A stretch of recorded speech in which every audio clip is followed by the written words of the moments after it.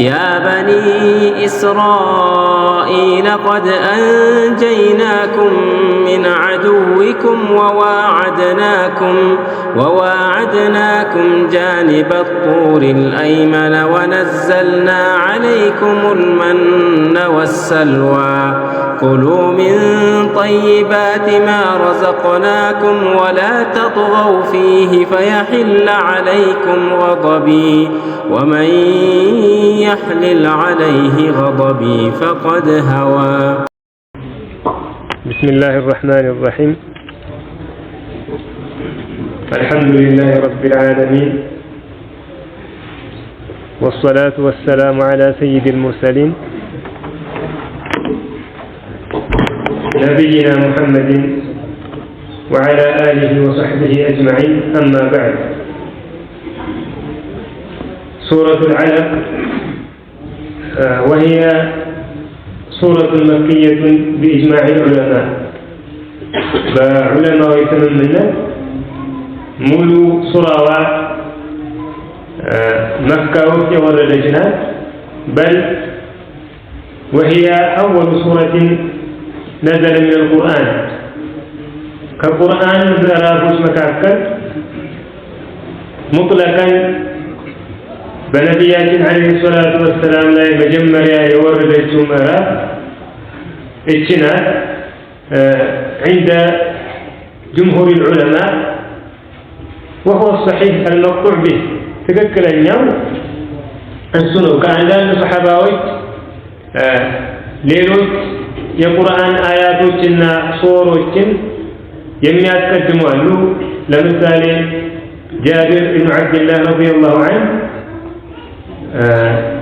መጀመሪያ የወረደው ሱረቱ ሙደሲር ነው ይላል።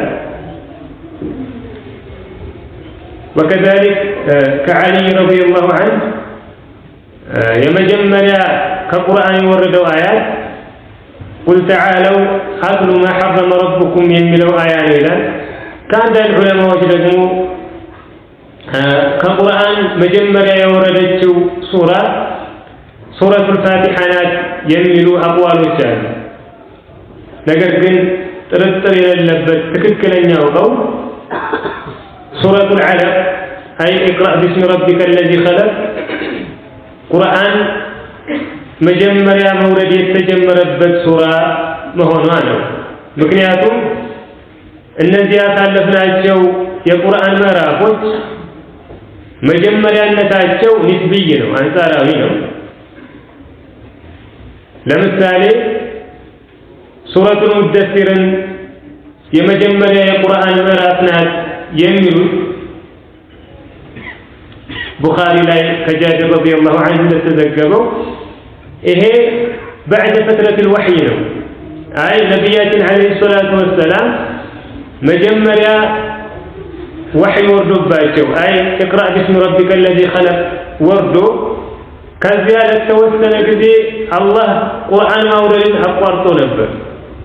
ያ ጊዜ فترة الوحي ይባላል። የወህይ መቋረጥ ወይም ደግሞ ወህይ የቆመበት ዘመን ነው። ረሱል አለይሂ ሰላቱ ወሰላም ለወህዩ ጉጉት እንዲያደርባቸው ይሄ ቁርአን መምጣቱን እንዲናፍቁ ብሎ ኢቅራአን መጀመሪያ ካወረደባቸው በኋላ አቆሙት ነበር። ከዚህ ከቆይታ በኋላ ለመጀመሪያ ጊዜ የወረደችው ሱራ ማለት ሱረቱል ሙደሲር ናት። ስለዚህ ጃቢር ያው ሪዋያው ላይ እንደሚያስታውቀው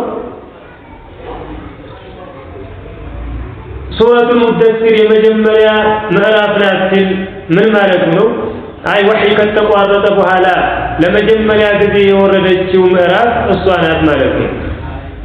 وكذلك سورة الفاتحة ናት የመጀመሪያይቱ ምዕራፍ የሚሉት ዑለማዎች አይ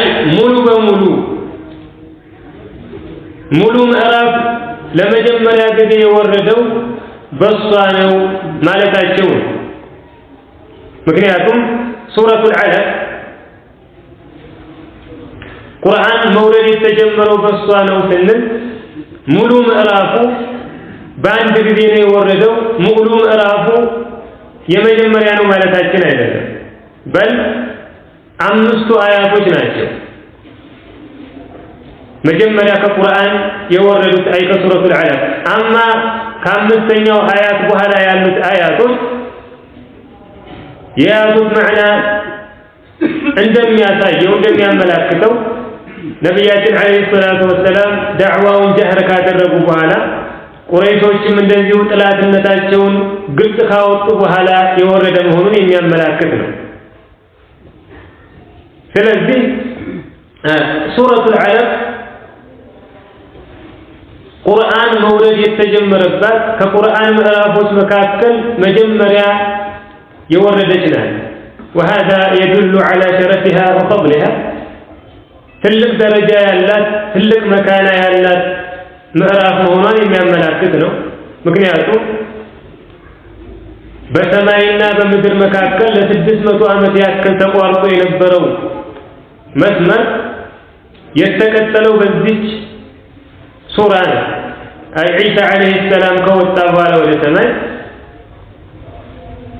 ነብያችን አለይሂ ሰላቱ ወሰላም እስከሚላኩ ድረስ ምንም ወህይ አልነበረ። وكذلك ከንግግሮች ሁሉ በላጭ የሆነው ቁርአን ከሸሪዓዎች ሁሉ በላጭ የሆነው የእስልምና ሸሪዓ የተጀመረው በዚች ምዕራፍ መሆኑ እቺ ሱራ ትልቅ ፈضል ያላት መሆኗን የሚያመላክት ነው። መጀመሪያ የወረደች መሆኗን የሚያሳይ ሪዋያ ያው ከአኢሻ ረዲየላሁ ዐንሃ في الصحيحين መጣው ምን ትላለች? أول ما بدأ به رسول الله صلى الله عليه وسلم من الوحي الرؤيا الصادقة أو الصالحة. نبياتنا عليه الصلاة والسلام كوحي مجمريا يتجمرون بأونتنيانا بدقات هلموش نبالت فكان لا يرى رؤيا إلا جاءت مثل فلق الصبح. نبياتنا عليه الصلاة والسلام يهنا هل ما يعيون ያህል ልክ እንደ ንጋት ብርሃን ነጭ ሆኖ በግልጽ የተከሰተ ቢሆን እንጂ ለሊት በህልማቸው ያዩት ነገር በቀን እንዳዩት ሲከሰት ያገኙት ነበር። ምክንያቱም ወህይ ከባድ ነገር ነው። ሪሳላን መሸከም ኃይለኛ ነገር ነው። ያለምንም ቅድመ ሁኔታ ያለምንም ዝግጅት ዝም ብሎ ጅብሪል መጥቶ የአላህ መልእክተኛ ነህ ይሄንን ቁርአን ለሰዎች አድርስ ቢላቸው ነገሩ ሊከብዳቸው ሊያስደነግጣቸው ስለሚችል አላህ ተባረከ ወተዓላ ነብያችን አለይሂ ሰላቱ ወሰላም በተለያዩ ሙቀዲማዎች ከህፃንነታቸው ጀምሮ ለዚህ ሪሳላ ያዘጋጃቸው ነበር።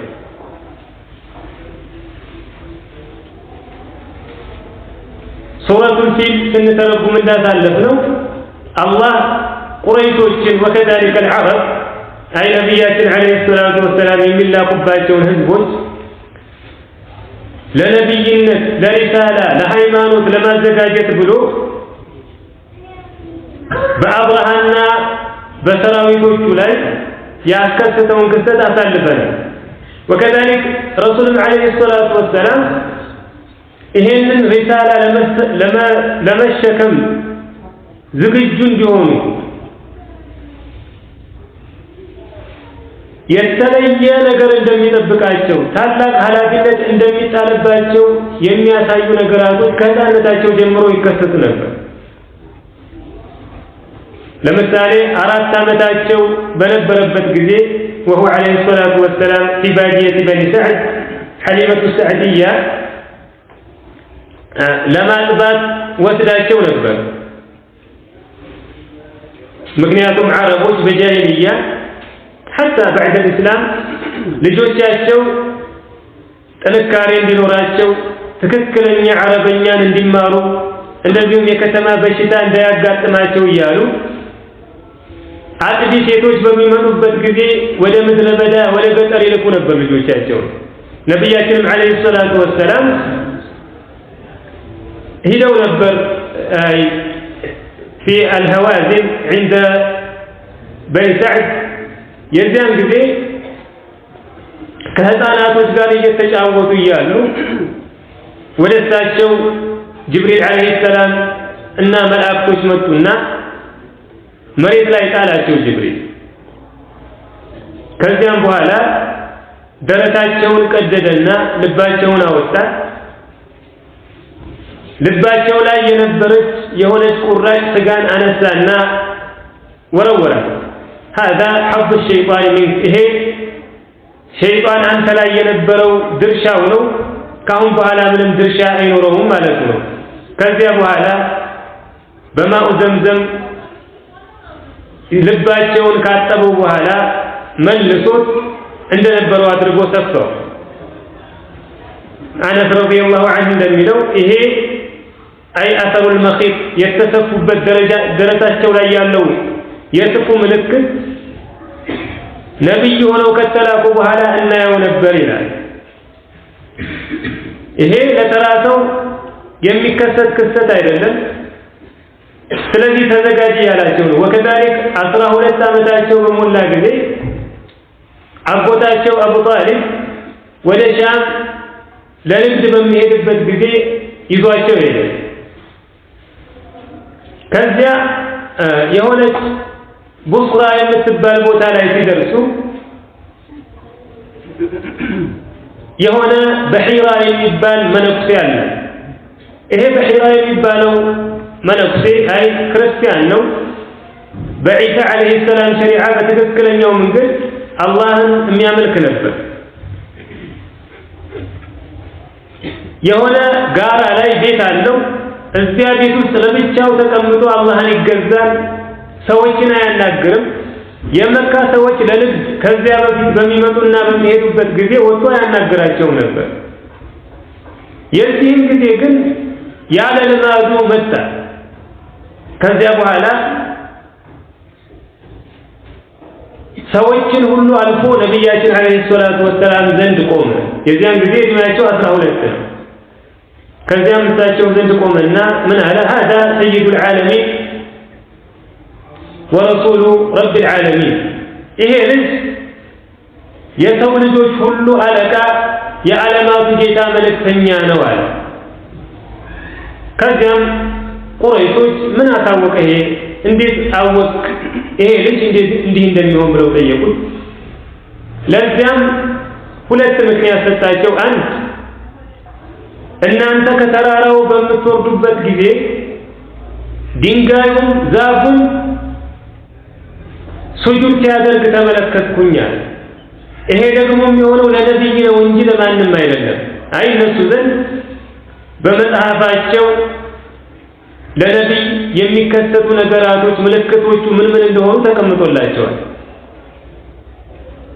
ሁለተኛ ደግሞ እኛ መጽሐፍ ላይ በትከሻዎቹ መካከል አይ في أسفل غضروفه عليه الصلاة والسلام ቱፋህ የምትመስል ኻተሙ ንቡዋ የነብይነት ምልክት ማህተም አለበታል። ከዚያ ሲያዩ ነዓም ረሱል ዓለይሂ ሰላቱ ወሰላም ትከሻቸው ላይ ይሄ ነብይነት ማህተም ተገኘባቸው። ወከዛሊክ እድሜያቸው ገፋ ባለ ጊዜ ከመካ ወጣ ወዳለ ቦታ በሚሄዱበት ጊዜ لقضاء الحاجة وغيرها من الحوائج ድንጋይ ሰላም ይላቸው ነበር። በአንዳንድ ሪዋያዎች እንደመጣው ካነ يسلم عليه بالرسالة أي السلام عليك يا رسول الله السلام عليك يا نبي الله እያለ ግዑዝ ድንጋይ ለነብያችን አለይሂ ሰላቱ ወሰላም ሰላምታን ያቀርብ ነበር። ይሄ ሁሉ ምንድነው? አላህ እያዘጋጃቸው ነው። ምክንያቱም ይሄ ወህይ ቀላል ነገር አይደለም። ኢና ሰኑልቂ عليك قولا ثقيلا እንዳለው በጣም ከባድ ነው። ሐታ ወህዩ በነብያችን አለይሂ ሰላቱ ወሰላም ላይ በሚወርድበት ጊዜ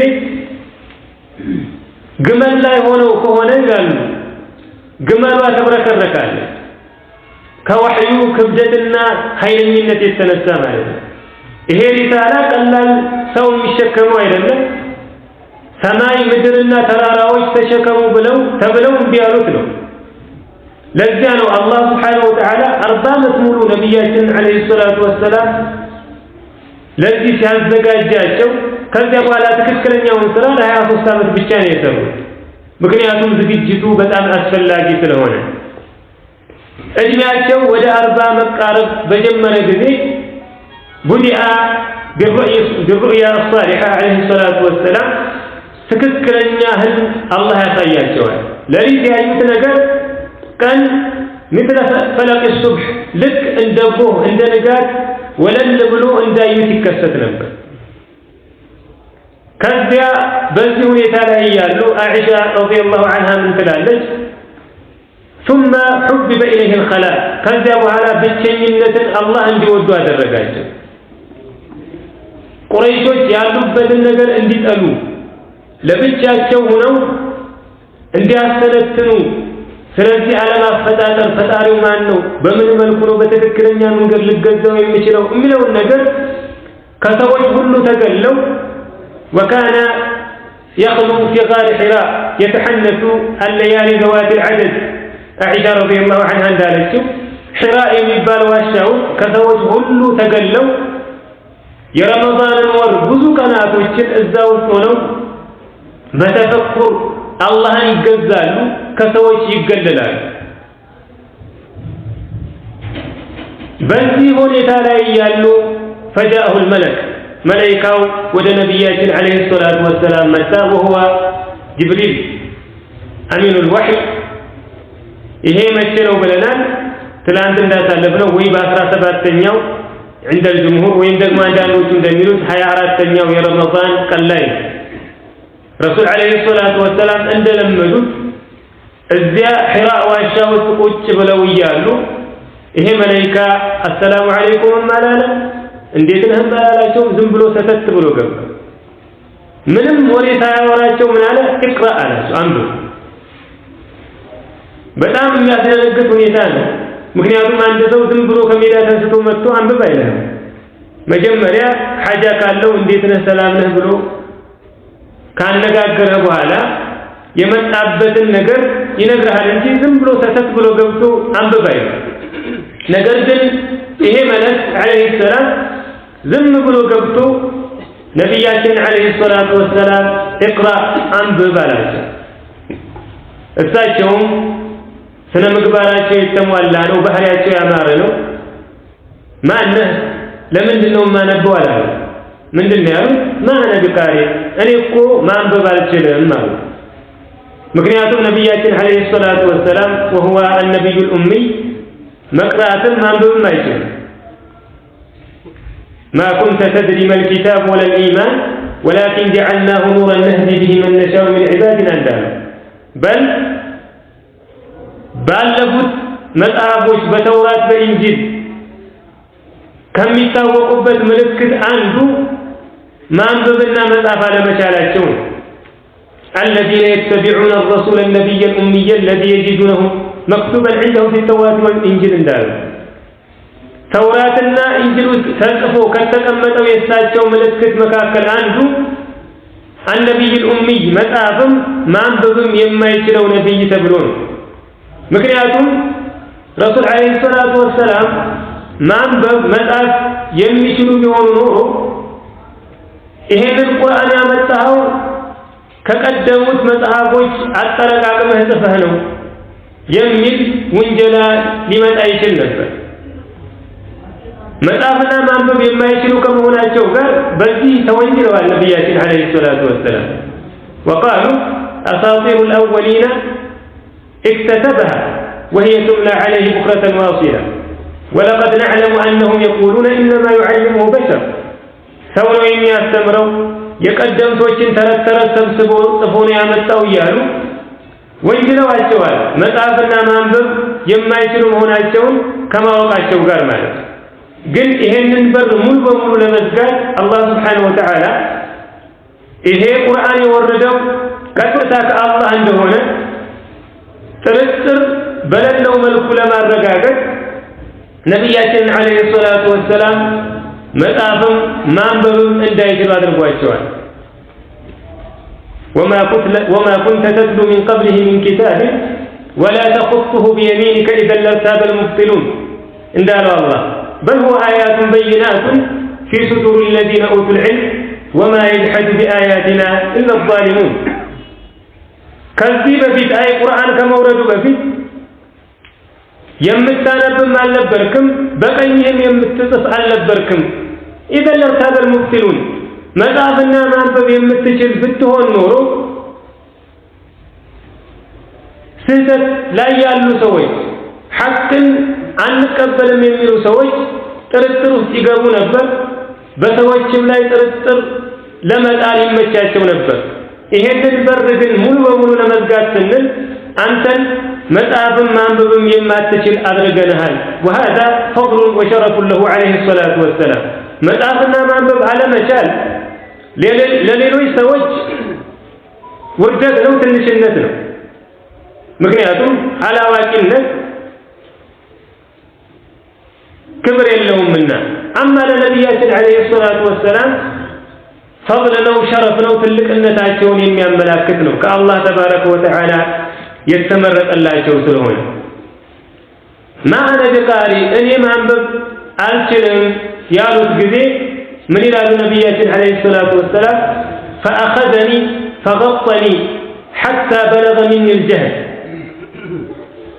አልችልም ያሉት ጊዜ ጅብሪል ቀጥታ እቅፍ አድርጎ ጨመቃቸው። ሐታ በለገ ሚኒ الجهل ይላሉ። እንደው መጨረሻ ላይ በራሴ ላይ ሞትን እስከምፈራ ድረስ ማለት ነው። አያያዙ በጣም የሚያስጨንቅ ነው።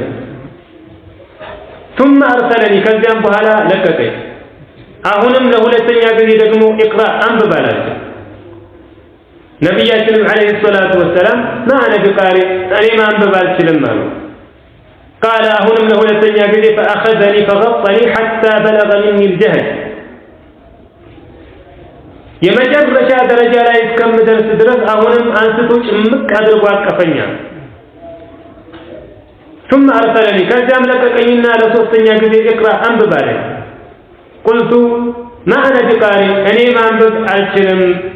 አሁንም ለሶስተኛ ጊዜ እቅፍ አድርጎ ጨመቃቸው፣ ለቀቃቸው። ይሄን የሚያደርገው ለምንድን ነው? ጅብሪል አለይሂ ሰላም አይ በእኔና በአንተ መካከል እየተደረገ ያለው ንግግር ምናብ አይደለም፣ ኸያል አይደለም፣ ሐቂቃ ነው እያላቸው። ምክንያቱም አንድ ሰው ከየት እንደመጣ ሳታውቀው ከዚህ በፊት አይተው ማታውቀው ሰው ከመሆኑ ጋር ዝም ብሎ ያለበት ገብቶ አንብብ የሚል ከሆነ ይሄ ነገር ዝም ብዬ በአእምሮዬ ነው እንዴ እየሳልኩት ያለው ወይስ ደግሞ ሐቂቃ ነው የሚል ጥርጥር ሊኖር ይችላል በቀልብ። ለዚያ ነው ጅብሪል ላ አለሁኝ በሐቅ ነው ይሄ ነገር በእኔና በአንተ መካከል እየሆነ ያለው እያላቸው። ሁለተኛው ምክንያቱ ደግሞ ምንድነው? ይሄ አሁንማ እምሰጠህ ቁርአን እማነብልህ ንግግር እምትሸከመው ሪሳላ ቀላል ነገር አይደለም። ኃይለኛ ሰብር፣ ኃይለኛ ትግል የሚያስፈልገው ነው። ለዚያ ተዘጋጅ የሚል መልእክትም እያስተላለፈላቸው ነው። ከዚያ ለሶስት ጊዜ እንዲህ ካደረገባቸው በኋላ ይሄንን የቁርአን አንቀጽ ያነብላቸው ጀመር። ቢስሚላሂ ረህማኒ ረሂም ኢቅራ ቢስሚ ረቢከ አለዚ ኸለቅ ኢቅራ አንብብ ቢስሚ ረቢከ አለዚ ኸለቅ በዚያ በፈጠረው ጌታህ ስም አንብብ።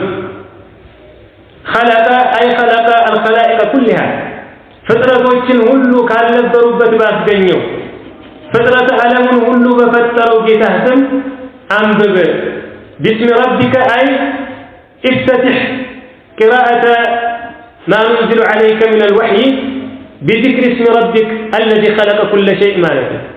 ይሄንን ባንተ ላይ የምናወርድልህን ወህይ ይሄንን ቁርአን የጌታህን ስም በማውሳት በሱ በመታገል ከሱ በረካን በመሻት አንብበው። خلق الإنسان من علق የሰው ልጅ ከረጋ ደም የፈጠረ በሆነው ይሄ ሁሉን ነገር የፈጠረው በሱ ስም እንድታነብ የምናዝህ ጌታ የሰው ልጅ ከረጋ ደም የፈጠረ ነው። خلق የሚለው ውስጥ خلق الإنسان የሚካተት ነው። ولكن የሰው ልጅ ነጠል አድርጎ ያመጣው لشرفه وكرامته የተለየ ቦታ ስላለው ደረጃው ከፍ ያለ ስለሆነ ነው የሰው ልጅ። وكذلك ይሄ የሚነበበው ነገር ወህዩ በመጀመሪያ ሁኔታ የሚመለከተው እሱን ስለሆነ ነው።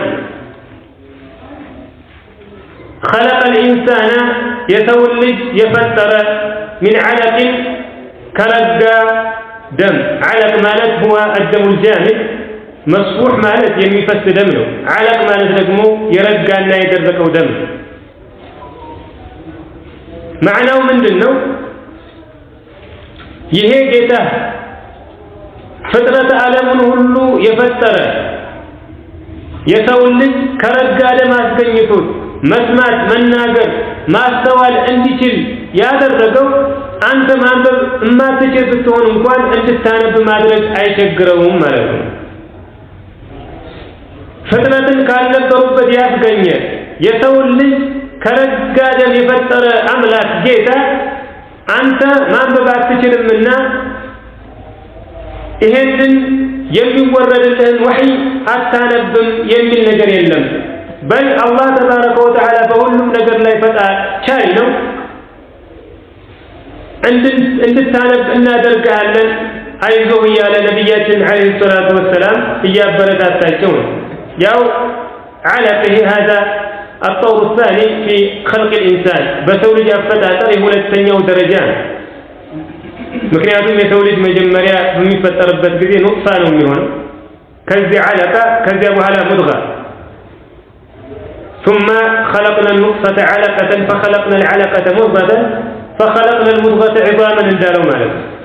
وكذلك في حديث ابن مسعود رضي الله عنه في حديث الصادق المصدوق من حديث لا بل يوجه من القرآن آيات وشنا عندما يتولد مجمر يا نطفة من هنا كذبوا على يرقاد من هنا كذبوا على دقمولك عند السلام متأسقا هنا ከዚያ በኋላ አላህ ተባረከ ወተዓላ አጥንትን ከዚያ እሱን ስጋ ማልበስ አድርጎ አስተካክሎ ይፈጥረዋል። እና ከዚህ ከትንሽ ነገር የፈጠረው ጌታ አንተን ማንበብ እንድትችል ማድረግ አይሳነውምና በሱ ስም ታግዘህ በሱ ስም በረካን ሽተህ አንብብ። እቅራ አሁንም ደግሞ አንብብ አለ። የደገመው ለተأكيد ነው፣ ለማጥበቅ ነው። وكذلك ሌላ معناው ምንድነው ይላሉ አንዳንድ ዑለማዎች መቅራት እንድትችል ይሄንን ባንተ ላይ የምናወርደውን ወህይ ደጋግመህ አንብበው። ምክንያቱም አንድ ሰው የማንበብ መለካ የሚኖረው አንባቢ የሚሆነው ያን ነገር ደጋግሞ ሲሞክረው ደጋግሞ ሲፈጽመው ነውና ይሄንን የምናወርድልህን ቁርአን ደጋግመህ አንብበው በውስጥህ እንድትይዘው እንድትሐፍظው ከዚያም በኋላ ደግሞ ለኡመቶችህ እንድታነብላቸው የሚል ማዕናን የያዘ ነው። اقرأ አንብብ وربك الأكرم ጌታ በጣም ቸር ነው። አይ ችሎታ ብቻ አይደለም ያለው አላህ ተባረከ ወተዓላ። نعم አንተን ማንበብ እንድትችል የማድረግ ችሎታው አለው። ችሎታ ብቻ አይደለም ቸርም ነው። ከቸርነቱ ደግሞ አንዱ ምንድነው? الذي علم بالقلم ያ በብዕር መጻፍን ያስተማረው ነው። علم بالقلم أي علم الخط والكتابة بالقلم ማለት ነው።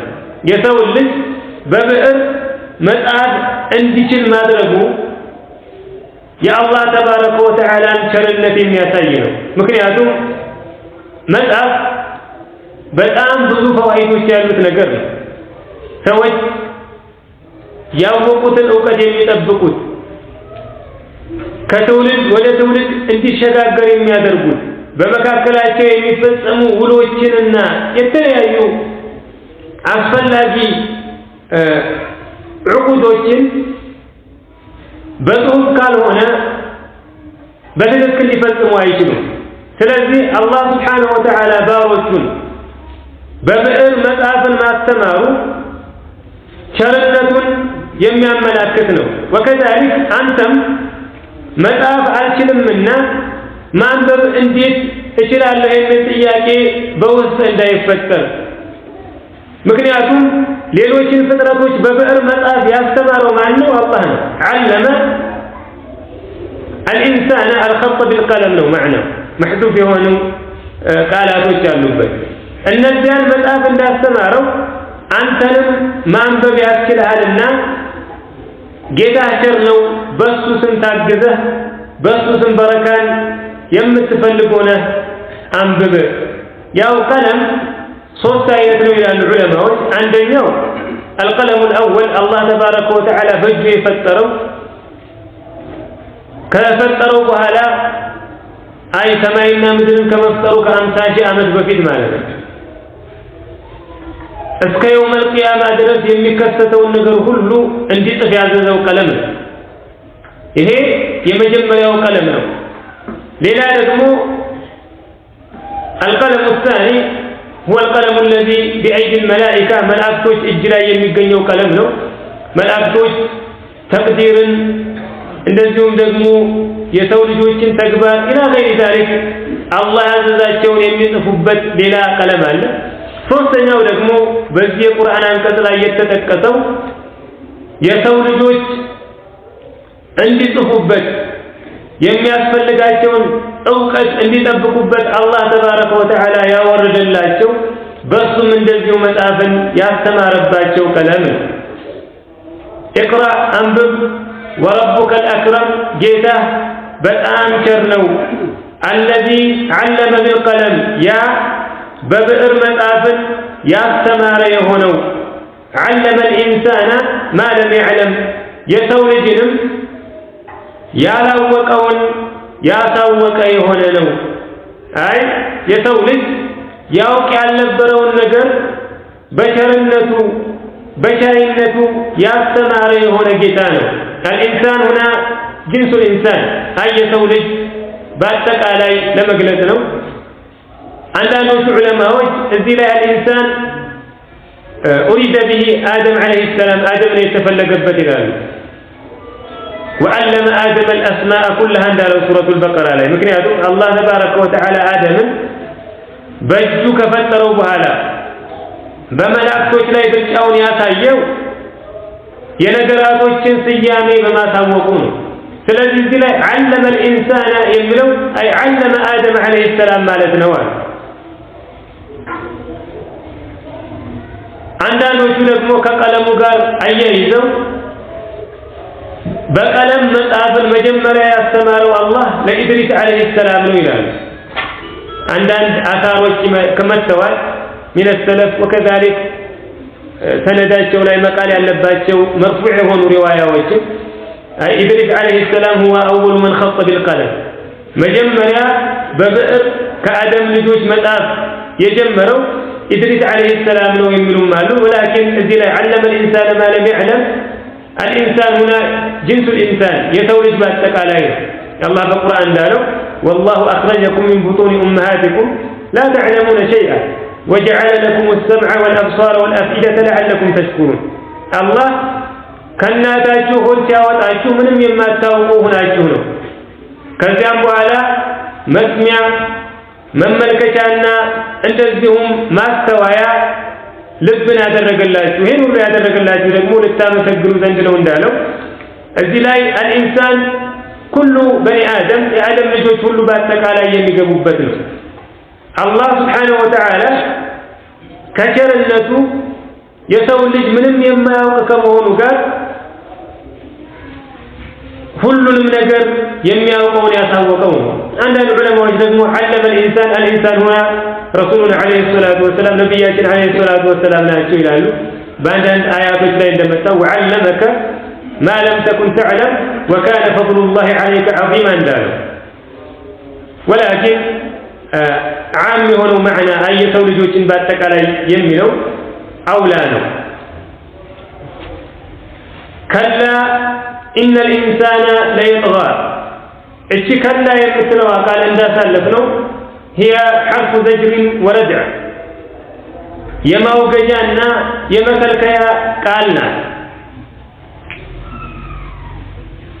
إقرار بعد إنكار የሆነ ነገር አይደለም ካልን በኋላ በተቃራኒው ያለውን ሐቂቃ የምናደርግባት ቃል ናት ነገር ግን እዚህ ላይ አንዳንድ ዑለማዎች ከፊቷ የሚወገዝ ነገር ስለሌለ እዚህ ላይ የመጣችው بمعنى حقا በእውነቱ የሚል معنى ይዛ ነው ይላል አንዳንዶቹ ደግሞ ኢብኑ ጀሪር ረህመቱላሂ ዐለይሂ እንደሚለው وغيره من المفسرين ከፊቷ አይ እሷን የቀደመ የሚወገዝ ነገር ባይኖርም ከዚህ በኋላ የሚመጡ የሚወገዱ ነገራቶች አሉ።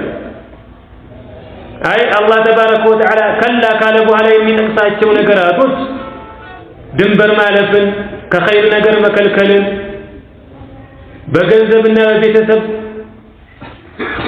መጎረርን ኢላ ገይሪ ዛሊክ አላህ የማይወዳቸውን ስራዎች ስለሆነ የሚጠቅሰው ከፊቷ ያለን በኋላ የሚመጣን ነገር የሚያወግዝ ነው። ስለዚህ ከላ የሚለው እዚህ ላይ ልክ ሌሎች አያቶች ላይ እንደተረጎምነው እዚህም ላይ بمعنى الزجر ነው የመጣው ይላል። ولكن ለመተርጎም አንሰብን ቢሆን እኛ ሐቀድ በሚለው እንወስደዋለን። ከላ إن الإنسان ليطغى በእውነቱ የሰው ልጅ ወሰንን ይተላለፋል። أرآه استغنى أي لأرأى نفسه ذو غنى بماله وحسبه. أرآه استغنى راس يستبقى هو بما يدو وثنا يتلالفان. الإنسان هنا جنسه يسول جوشن باتك علي يمياكاتت ነው ولكن አብዛኛዎቹ ሙፈሲሮች በዚህ የተፈለገው አቡ ጀህል ነው ይላል። ቀጥለው የሚመጡት አያቶች ላይ እንደምንመጣበት ማለት ነው ከሰበበ ንዙሉ ጋር አያይዘው። ነገር ግን የተብቃቃ በመሆኑ ሁሉም ነገር የተሟላለት ነው ብሎ በማሰቡ ወሰንን የሚያልፈው የሰው ልጅ ሁሉ በአጠቃላይ ነው። ኢላ መን ረሒመ አላህ ያዘነለት አመስጋኝና ታጋሽ የሆነው ሲቀር ማለት ነው። በሌሎች የቁርአን አያቶች ላይ አላህ ይሄንን ማዕና በስፋት እንደገለጸው ወለው በሰጠ الله الرزق لعباده لبغوا في الأرض ولكن ينزل بقدر ما يشاء إنه بعباده خبير بصير. الله ለባሮቹ ሪዝቅን ቢያሰፋ ኖሮ የፈለጉትን ነገር ሁሉ ቢያሟላላቸው ኖሮ በምድር ወሰንን ያልፉ ነበር ይላል። ምክንያቱም የሰው ልጅ በጠብዑ ባፈጣጠሩ ሁሉም ነገር ተሟልቶልኛል ካለ ውስጡ በኩራት በጉራ ይሞላል። ለሐቅም የሚተናነስና የሚዋረድ አይሆንም። በል ወሰን አላፊ ነው የሚሆን። ለዚያ ነው አላህ ተባረከ ወተዓላ ወዳጆቹን አውሊያዎቹን ከሌሎች ሰዎች በተለየ ሁኔታ ፊትና የሚያበዛባቸው ማለት ነው። ነቢያችን አለይሂ ሰላቱ ወሰላም እንዳሉት ማለት ነው يبتلى المرء بحسب إيمانه الأنبياء ثم الأمثل فالأمثل. ሰዎች የሚፈተኑት በኢማናቸው ልክ ነው ይላል። ከሰዎች ሁሉ ብዙ ፈተና የሚያጋጥማቸው ነቢያቶች ናቸው። ከዚያም በኋላ እነሱን የሚመስል ወደ እነሱ የሚቀርብ ኢማን ያለው ማለት ነው። ለምን? ምክንያቱም የሰው ልጅ ሙሲባ በሚያጋጥመው ጊዜ ችግር ውስጥ በሚሆን ጊዜ ሁልጊዜ ወደ አላህ ይሸሻል። አማ የሚፈልገው ነገር ሁሉ ከተሟላለት ወሰን ይተላለፋል፣ ኩራት ይሰማዋል። ለሐቅም እንደዚሁም ለአላህ ተባረከ ወተዓላ ትዕዛዛቶች ታዛዥና ተናናሽ አይሆንም። ስለዚህ الإنسان هنا عام ነው የሰው ልጆችን ሁሉ የሚያካትት ነው። ከላ إن الإنسان ليطغى በእውነቱ የሰው ልጅ ወሰንን ይተላለፋል። አላሁ استغنى ራሱን የተብቃቃ ሆኖ በማየቱ إن إلى ربك الرجعى መመለሻው ወደ ጌታህ ብቻ ነው። وهذا وعيد لهذا الذي طغى واستغنى. ወሰኑን ለተላለፈውና የተብቃቃ ሆነ ብሎ ላሰበው ሰው ዛቻ ነው ይሄ። إن إلى ربك الرجعى የሚለው መመለሻው ወደ ጌታህ ብቻ ነው። ተብቃቅቻለሁ ብሎ የአላህ Subhanahu Wa Ta'ala ወሰኖችን የሚተላለፍ ለሐቅ የማይተናነስና የማይቀበል ሰው ወደኛው ነው መመለሻው። የሚገባውን ነገር እንሰጠዋለን። አንተ ቀልብህ አይጥበብ አትረበሽ ብሎ ነብያችን አለይሂ ሰላቱ ወሰላም እያጽናናቸው ይሄንን ደግሞ ወሰኑን የሚተላለፈውን ካፊር እያስፈራራውና እየዛተበት ነው። أرأيت الذي ينهى ያንን የሚከለክለውን አየህን? أرأيت የሚለው استفهام ነው። جاء للتعجيب ለማስደነቅና ለማስገረም ነው የመጣው። أرأيت أي أخبرني أعلمت أبصرت مالتنا أيهن ينسو الذي ينهى يانن يمكلكل هونون عبدا إذا صلى بارعا بسجد غزي يمكلكل هونون أيهوي معناه من دنو أرأيت رجلا أعجب وأسوأ حالا من حال هذا الذي ينهى عن الخير ماله كذي كمل كامل نجر اللهن كما أملك اللهن كما جزات كم يكلكل سوي بلده أم يقدر منا كفو هنا هنيتا يتتاوق له ماله يجي سونيتا በጣም የከፋና የሚያስደንቅ ነው ይሄ ወረደው ቀደም እንዳሳለፈው በአቡ ጀህል ላይ ነው አለ ከአብዱላህ ኢብኑ አባስ ረዲየላሁ ዐንሁ ቡኻሪ እንደዘገበው አቡ ጀህል ምን አለ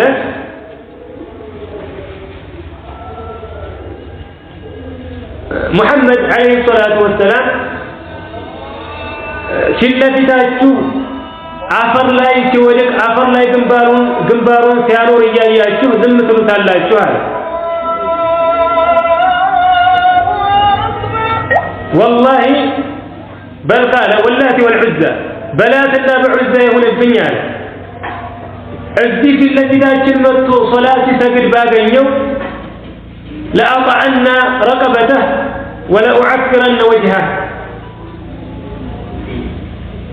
تكاشاون ጫንቃውን ረግጠዋለሁ አፈርም አቅመዋለሁ ይብሎ ዛት ከዚያ በኋላ ነብያችን አለይሂ ሰላቱ ወሰለም እንደ ልማዳቸው ወደ መስጂድ አልሐራም መተው ከዓባ አካባቢ ሶላት ቆሙ አቡ ጀህልም እንደዛተው ረሱል አለይሂ ሰላቱ ወሰለም ዚረቅላቸው ስጁድ ያደረጉበት ቦታ ላይ ሲመጣ ወደታቸው ቀረብ ባለና ማፈግፈግ ጀመረ በእጁም እንደዚሁ መከላከል ጀመረልን ከዚያ ቁረይሾች ما بالك يا ابا الحكم ምን አጋጠመህ ብለው ጠየቁ ከዚያ በኋላ ምን አላቸው ወደሱ ጠጋ ባልኩ ጊዜ አለ በእኔና በሱ መካከል ከእሳት የሆነ ጉድጓድ አጋጠመኛል እንደዚሁም በጣም አደገኛ የሆነ ነገርና ክንፎችን ተመለከትኩኝ ለዚያ ነው ትሸሽና በእጅ ተከላከለ ያያችሁኝ ብሎ መለሰላቸው ነብያችን አለይሂ ሰላቱ ወሰለም ምናሉ መላእክቶች ነበሩ አሉ لو دنا لاختطفته عضوا عضوا ወለኔ ቀረብ ቢል ኖሮ እነዚህ መላእክቶች አካሉን ቆራርጠው ይቦጫጭቁት ነበር እና ለዚህ ነው አላህ Subhanahu Wa Ta'ala ይሄንን አይ አቡ ጀህልን ለማስፈራራት እንደዚሁም በሱ ላይ ለመዛት የሰራው ስራ በጣም የሚያስደንቅና የሚያስቀይም መሆኑን ለመግለጽ ነው ያወረደው ይላሉ ولكن العبره بعموم اللفظ لا بخصوص السبب علماء እንደሚሉት عبره ቃሉ የሚይዘውን ሁሉ የሚያካትት ነው እንጂ በምክንያቱ ብቻ የሚገደብ አይደለም ይሄ የወረደበት ምክንያት አቡ ጀህል ቢሆንም ማንኛውም ከሶላት የሚከለክል ከአላህ መንገድ ላይ የሚያግድ ሰው ላይ ሁሉ ተፈጻሚ የሚሆን ከእንዲህ አይነት ሰው የበለጠ ሐሉ የሚያስገርምና የሚያስጠላ የለም ነው ማለት أرأيت الذي ينهى عبدا إذا صلى ያንን ባሪያ በሰገደ ጊዜ የሚከለክለውን አየህን أرأيت አየህን إن كان على الهدى በቅን መንገድ ላይ ቢሆን አይሄ የሚከለከለው ተከልካዩ በቅን መንገድ ላይ ቢሆን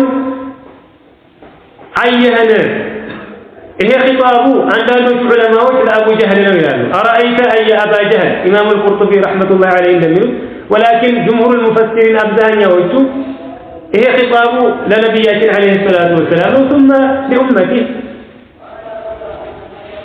يعجبه እያስገረማቸው እያስደነቃቸው አይ ይሄ የሚከለከለው ሰው በቀጥተኛው መንገድ ላይ ነው የሚሰራው ስራ ትክክለኛ ነው أو أمر بالتقوى ወይም ደግሞ አላህን በመፍራት ያዘዘ ቢሆን أرأيت أيهن إن كذب وتولى ቢያስተባብልና ከእምነት ቢሸሽ አይ ከልካዩ ማለት ነው። ተከልካዩ በቀናቸው መንገድ ላይ ነው፣ በትክክለኛው መንገድ ላይ ነው ያለው። የሚያዘውም አላህን በመፍራት ነው። ከልካዩ ደግሞ ሙከዚብ ነው፣ አላህ ላወረደው ሐቅ አስተባባይ ነው። ወከዛሊክ ከኢማን የሚሸሽ ነው። ይሄ አይገርምም እንዴ እያለ ነው። ነዓም ከልካዩ በሐቅ ላይ ሆኖ የሚከለክለው ከመጥፎ ነገር ቢሆን ኖሮ ይሄ ምንም የሚገርም ነገር የለውም፣ ኸይር ነው። ነገር ግን ከልካዩ አስተባባይ ነው፣ ሐቅን አይቀበልም። ወከዛሊክ ከእምነት የሚሸሽ ነው። በተቃራኒው ተከልካዩ ደግሞ ለአላህ የሚሰግድ አላህን በመፍራት ላይ የሚያዝ በትክክለኛው መንገድ ላይ ያለ ነው። ይሄ በጣም የሚገርም የዚህ የከልካዩ ሰው ሁኔታ በጣም የሚያስጠላ መሆኑን የሚያመላክት ነው። አረአይተ አየህን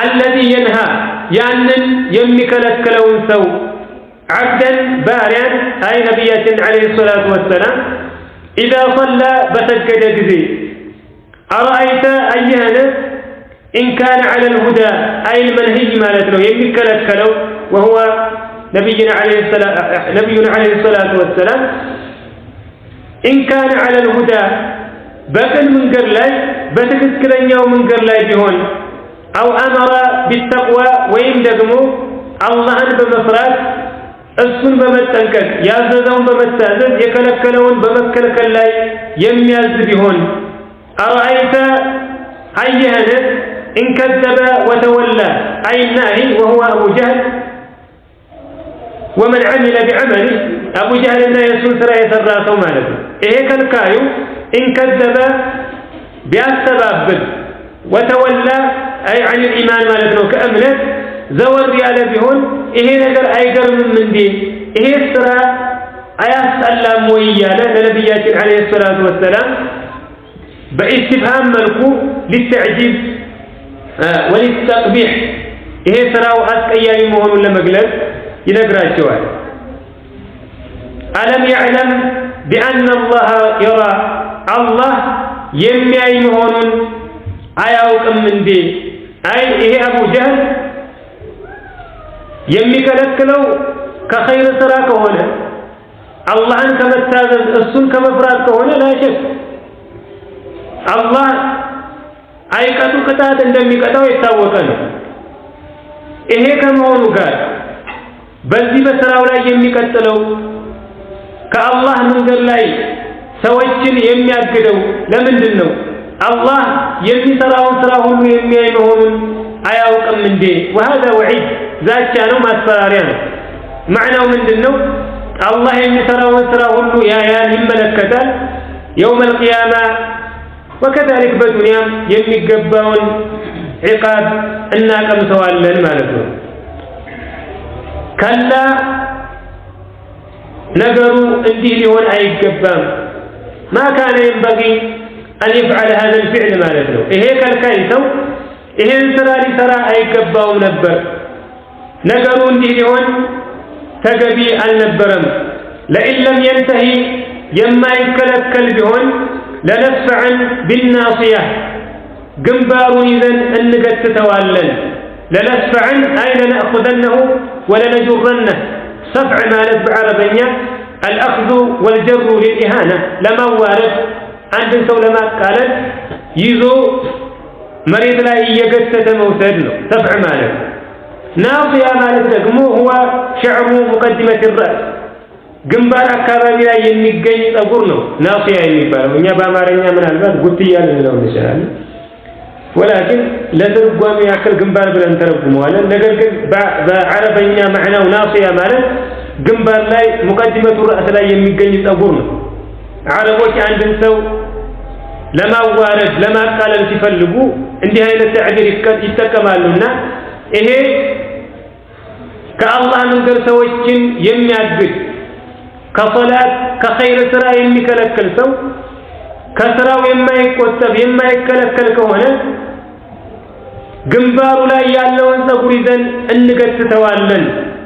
ናሲየትን ካዚበትን ኻጢአ ውሸታምና ወንጀለኛ የሆነችውን ግንባሩን ማለት ነው وهذا يراد به الشخص نفسه أي صاحب الناصية የግንባሩ ወይም ደግሞ ግንባሩ ላይ ያለችው ፀጉር ባለቤቱ ነው የተፈለገበት ውሸታሙና ወንጀለኛው ግንባሩ ወይም ደግሞ ግንባሩ ላይ የሚገኘው ፀጉሩ ሳይሆን ሰውየው ነው ያው ግን ተዕቢሩ ለምንድነው የሰውየውን ውርደትና ሁኔታውን ለመግለጽ ነው ከላ ይከልከል ነገሩ እንዲህ ሊሆን አይገባም ለኢን ለም ينتهي የማይቆጠብ የማይከለከል ቢሆን ለነፍዐን بالناصية የግንባሩን ፀጉር ይዘን እንገትተዋለን ናصية كاذبة خاطئة ውሸታምና ወንጀለኛ የሆነችውን የግንባሩን ፀጉር ይዘን እንገትተዋለን فليدعو ناديه شنقون يطرى النادي هو مكان الذي يجتمع فيه الناس للحديث وقضاء الأمر سويت لمن نقادر لمن ويايتنا والثاني لمن وسن يمستبسوبت بودا نادي تبلو يترى لك قريشوش يمستبسوبت بودا دار الندوة تبلو يترى عند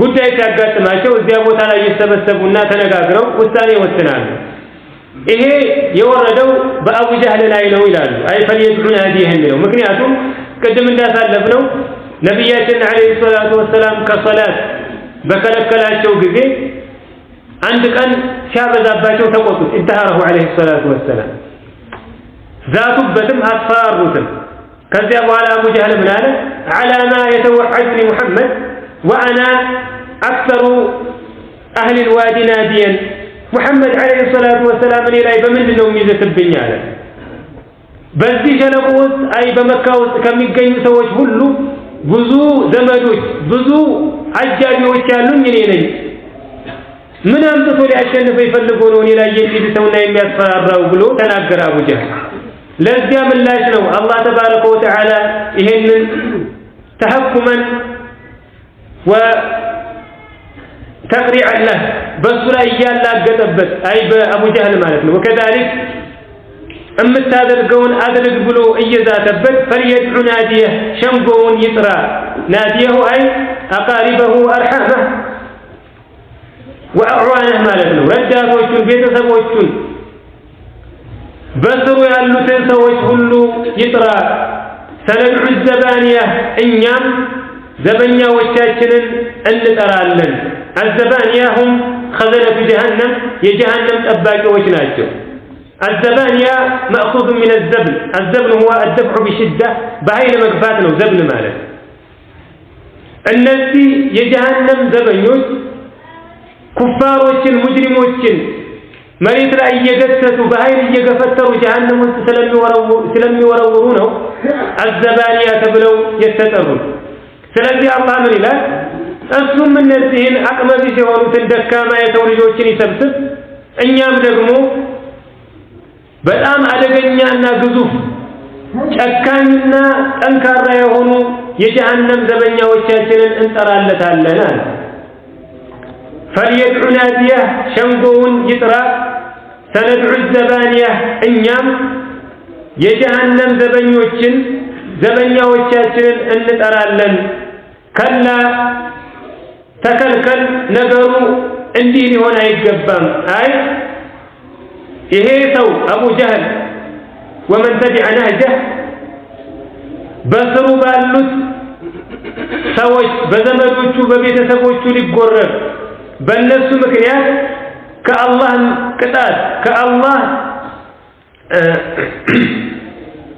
ሒሳብ አመልጣለሁ ብሎ ሊያስብ አይገባውም ነገሩ እንዲህ አይደለም ምንም ያክል ብዙ ጠባቂ ቢኖረው ምንም ያክል ብዙ ረዳት ቢኖረው ከአላህ ቅጣት ማምለጥ አይችልምና እነዚህም አዕዋኖቹ ከአላህ ቅጣት ሊከለክሉት አይችሉምና ይሄ ሰው ይከልከል لا تطعه أنتم أتتاززوا إلى شوال نبياتنا عليه الصلاة والسلام إيه سو كصلاة تكلكل سنة ولا الله يمتادركم ارضي دعوة أقوم سنة السنة تتاززوا واسجد سجد واقترب ولجتهم تقارب የዚህን ሰው አዳ የዚህን ሰው ክልከላ ወደ ጎን ተውና አንተ ወደ ጌታህ ተቃረብ ለሱም እንደዚሁ ስገድለት ይላል።